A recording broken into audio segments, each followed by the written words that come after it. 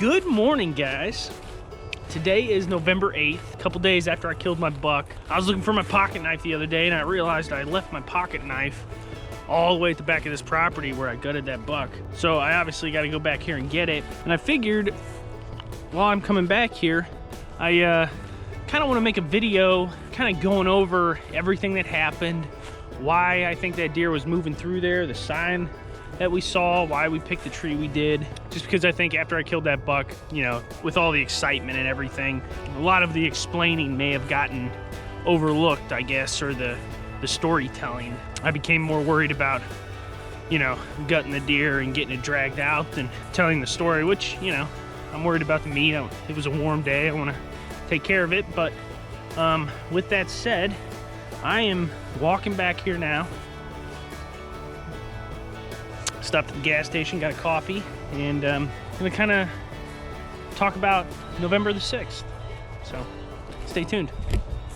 I'm probably about a quarter of the way back, and I just crossed the creek here. You can see it's a pretty decent creek, but it's not deep enough. The deer will pretty much cross it anywhere. But this creek kind of surrounds the entire property. This property sits kind of like it's a rectangle and it sits kind of north and south. It's a very long, tight, linear property, which makes it very hard to access. Early season, this place is almost impossible to hunt and get on deer just because it's really hard to get the right winds. And if you have a north wind, you know, my only access is from the south. So if you have a north wind, you can get in here with the wind in your favor, but you know, you can't be walking too far in because the whole thing is a freaking bedding area. From where this creek starts, it's just this thick, gnarly creek bottom all the way up to the side of the hill. And then where the hill starts, the landowners had it selective cut 4 or 5 years ago. So it's a freaking jungle. They don't use the property anymore. They never come back here. So it's just grown up insanely. But on the morning of the 6th, I had a southeast wind and I was getting pictures of several big bucks hitting a mock scrape I have on this access trail. So I kind of decided I'm gonna get in here and just get downwind of that mock scrape, set up, see what happens. That morning I saw several deer, saw a pretty decent buck up on the hill, saw several smaller bucks go up the hill and then come running back down. It was hard to get a lot of film back here because it's so thick. So I got a mock scrape here, camera up on this tree here, and these bucks were coming in here all times of the day, night. So with the southeast wind, it's blowing that way. I set up in this tree right here behind all this junk. Saw several deer up on top of the hill in this select cut up this way, running around all morning. So I knew at some point during the day I wanted to get down and move over there and kind of capitalize on that movement. And that's kind of the big lesson learned, I guess, or I guess the lesson was reinforced to me during this hunt, and that is, that's why we use mobile hunting gear. Don't be afraid to tear that thing down and move in the middle of the day, or you know, you watch a buck go running through there, jump down, tear the stand down, and you know, creep on up there as slow as you can and hang a news stand and get in where that movement's at, because that's where those deer want to be for some reason. And that's what I ended up doing. So it had been like I said, since like the 22nd or the 23rd since I was in here. When me and Hannah got up in here, the first thing I noticed right here in this little spot, we walked up this deer trail because it's my access path stops, and when it hits this thick stuff, the only way back here is to take this deer trail. And the first thing I noticed were all these big rubs, but these rubs were not here when I was here. And this one right here, there's tine marks up almost to my shoulders. They were up to Hannah's chin. And so what happened was, me and Hannah walked up through a deer trail and came up this way, popped in, and then walked straight to here. Here's the trail he walked up, which comes up out of the river bottom. And then here's the trail that me and Hannah came in, which comes from the access path. And we walked straight up through here to our tree, which is right through there, I think. And that buck, he just walked like this through this thick stuff. He never walked on our trail. He had no idea. At first I thought he did, but I guess not. I'm gonna kind of backtrack his trail, see where he came from. So this is the trail I'm on where that buck came up, and if you keep going, it drops down into the river. It drops down into the river bottom here. He walked up this trail, came up through here, went up across that log, and our tree stand was right up there. So you could kind of infer why he's walking this trail. With a southeast wind, the wind's kind of blowing like this, all right? And he's walking like this up this trail with the wind in his nose. We're set up over here, so our wind's blowing like that, and he's not catching us. And he's walking straight up to us, but he still feels like the wind is in his face. On the downwind side of this bedding area, along this transition zone, he's walking this trail, scent checking this big bedding area for does. Now, originally, when we set up in that tree, it was mostly because I was thinking, you know, that's where I saw all those deer this morning. You know, and now that I'm out here and I'm kind of walking around, and this is why it's good to come back after all the excitement and everything. It's kind of good to come back a day or two later and kind of walk through what happened in your mind.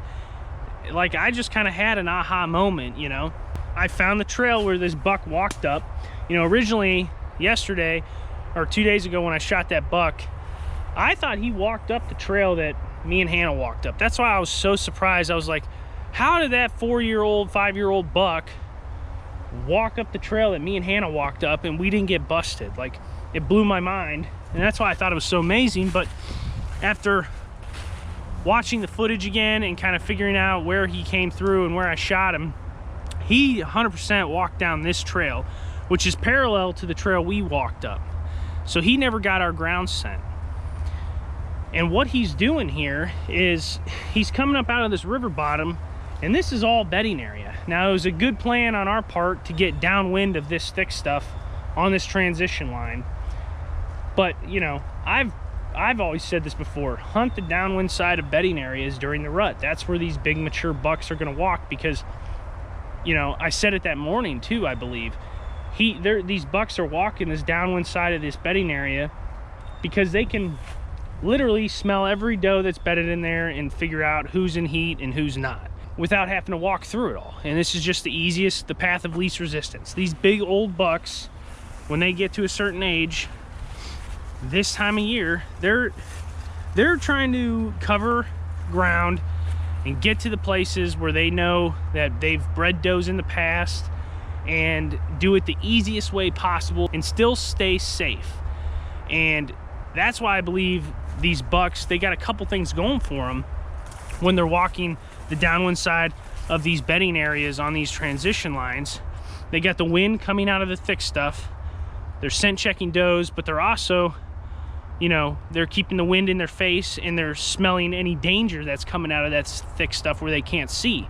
But to the, you know, in this case, to the left of him, he can see pretty much almost all the way to the highway, 200-300 yards, wide open woods. So he doesn't really need to smell that. He's going to catch movement before it catches him. So he's kind of safe at the same time he's checking for does. The way we just capitalized on that, kind of, you know, unknowingly, I'm not going to sit here and pretend like I planned all this out or anything, but you know, where we were setting, we kind of gave the buck the wind. It was in his favor, so he felt safe. And a lot of people talk about that tactic, is giving the buck the wind, and so he will travel. You don't always want to hunt with the wind in your face, they say, because, you know, if you're hunting on a field edge and the wind's blowing from the woods to the field, that buck's not going to walk with the wind at his back out into that field. He's not going to feel safe doing that. He's going to wait till dark, or he's going to hit up a different food source where the wind is in his favor. That's kind of an aha moment I just had, and that's like what I'm saying. That's why you got to come out here and walk around and kind of recap what happened during your hunt, and you're going to learn a lot more. And like, I just learned a lot more about this property, about deer behavior, about how I want to hunt in the future, and so much more. Like, that's very cool that I just realized that. you guys are watching this in real time. Yeah, that just makes perfect sense. Super cool. But I'm still walking this deer trail where he came from. I'm assuming, I don't see any other way he would have really walked. I mean, look at this rub. Holy crap. This is a giant. Big old buck here. Look at this thing. That's a monster rub. Wow. I mean, I don't have giant hands, but geez. There's another one over here. Look at this. No way.